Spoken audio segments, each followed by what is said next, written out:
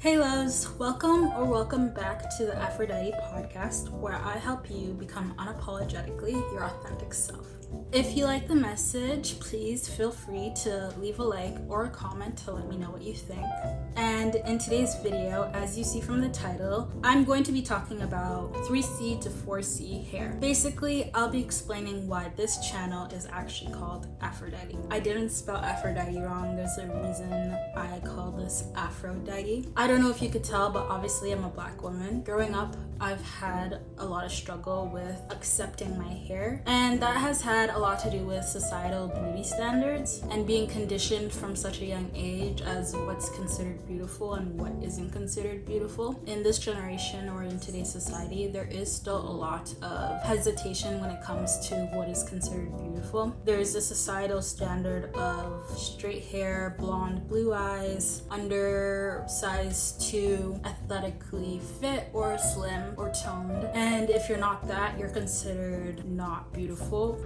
You're basically put lower on the scale depending on what features you have, and a lot of the times today we see people getting cosmetic surgery to follow trends or to follow what's considered beautiful, going back into surgery to undo it because it's not considered beautiful anymore or it's not in trend. And maybe growing up you didn't hear a lot that you were beautiful, or you weren't taught how to love yourself and accept yourself, and that is what beauty is. It's self-acceptance. And a lot of the times, a lot of us are looking outwards for validation when we should be looking inwards. We take what other people say to heart so much more personally than how it should be taken, and that could be because you don't have a good self-concept about yourself. And self-concept is basically how you see yourself. You were either told by your friends or your family that you're ugly, or maybe you were made fun of a little bit for being a little scrawny, or maybe because you were overweight and you were criticized for what you were eating. So that stuck with you and now you believe a certain thing. When it comes to hair, if you weren't taught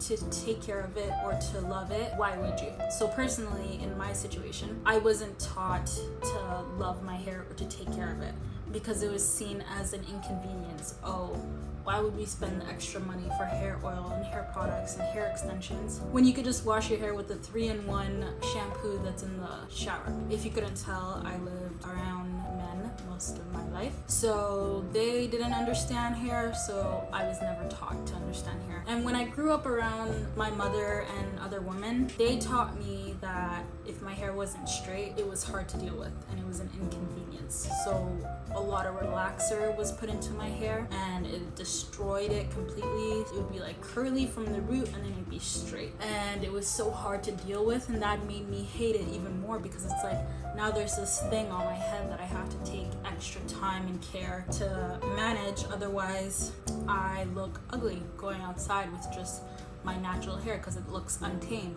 And even just school systems have also taught us to not love our natural 3C, 4C hair. Growing up, obviously we're in different times now, but growing up it was your hair is not professional or it's not kept well. If it's not in braids or not put away, you can't have your natural hair just all about, or you can't have braids with beads in certain sports, or like express your hair in certain ways that may distract others, which was really stupid to tell children, and it still happens to this day. Some kids are told to cut their hair during sports because it's seen as a physical risk for other members playing the sport, like if you were to have beads in your hair or something, which is stupid because I don't see how my hair can do anything to someone else. Especially if you're playing the game right, there is no need to tell someone to cut their hair. There is also the concept of you won't be liked if you wear your natural hair. And a lot of the time growing up, we are told that black is not beautiful,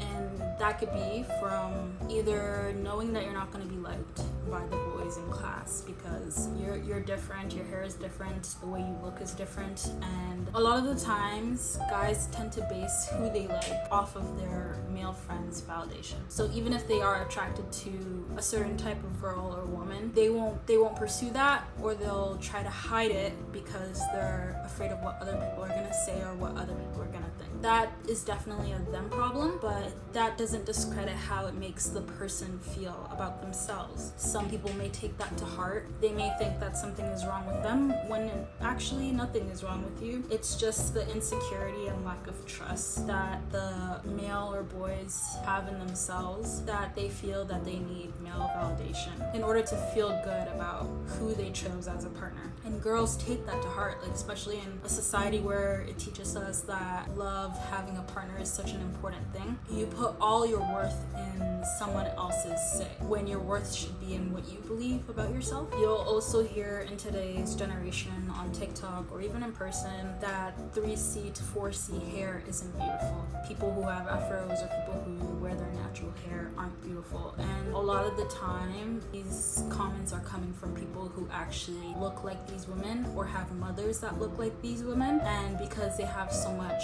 anger and resentment for these women or themselves and their skin tone, they choose to project that hate onto other people.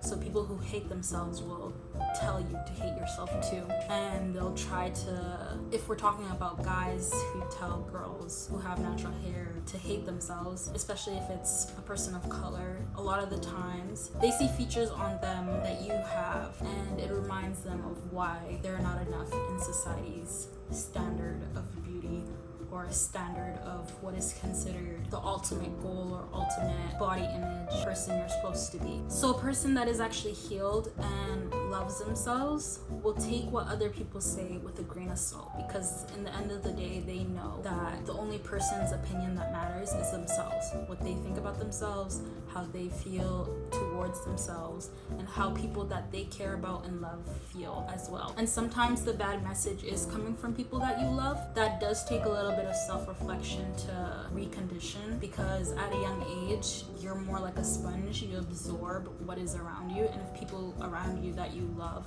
are telling you that you're overweight or that your hair is not good, you will start to believe it. So once you get to a certain age, where I would say about 12, 13, you're able to start having your own opinions. Your own train of thought starts to work, and you start to question, hey, maybe what they were saying when I was growing up isn't actually true. Let me see what other people think. Let me see people who look like me, what they think about themselves. You should look at your role models that look like you, that have the same features as you, and are in a place where you want to be, and look at how they talk about themselves. Look at how they treat themselves and how they take care of themselves. What is their self-care routine? How do they show themselves the validation they need? Your beauty is not in the hands of someone else. It's in your own hands. How you talk to yourself, how you treat yourself, how you compare yourself. Well, you shouldn't be comparing yourself, but how you compare yourself, those are stuff that you have to be taking into account and keeping track of what is being said. Because at the end of the day, you're your worst critic, and if you don't have any self-compassion for yourself, you are going to live a very unhappy life, and that's going to lead you nowhere but troubles and around the wrong people.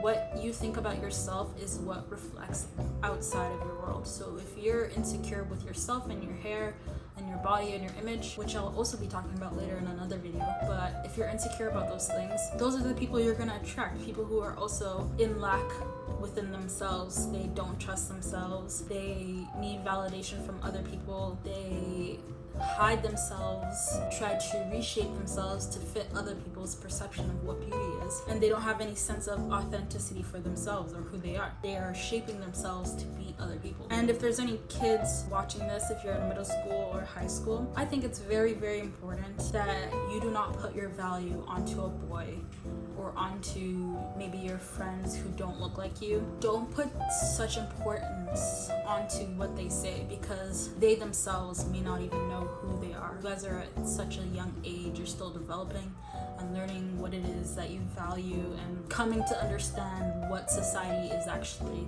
teaching you. If you let what other people say and the trends dictate how your life goes, you'll never be happy, and you'll never accept yourself. So yeah, I think that's all for today's video. It's going to be a short one. I'm still in the process of figuring out how to take care of my hair and give it the same attention that I give my body and everything else. For the longest time, I've always disliked my hair. I didn't know any better at that time, so obviously I'm not going to be so hard on myself for what's in the past. But moving forward, I'm going to put so much more care into what I say to myself, how I treat myself, how I treat my hair, and how I nourish it. It's going to become so much more important to me because at the end of the day, I only have myself. And if I don't love myself authentically how I am, completely raw, no makeup, completely natural, no hair, if I can't accept that version of me, I will never progress. Even if I get successful in money and career, I will still be unhappy, maybe feel depressed because I don't understand. And you shouldn't feel depressed because of what society says you should be. Society is just trying to get in your pocket. Society knows that if we make people hate themselves and we make people feed off their insecurities, that more money is going to go into their pockets. The system is rigged against you, and we even see that in prices, how curly hair products are more expensive than straight hair products,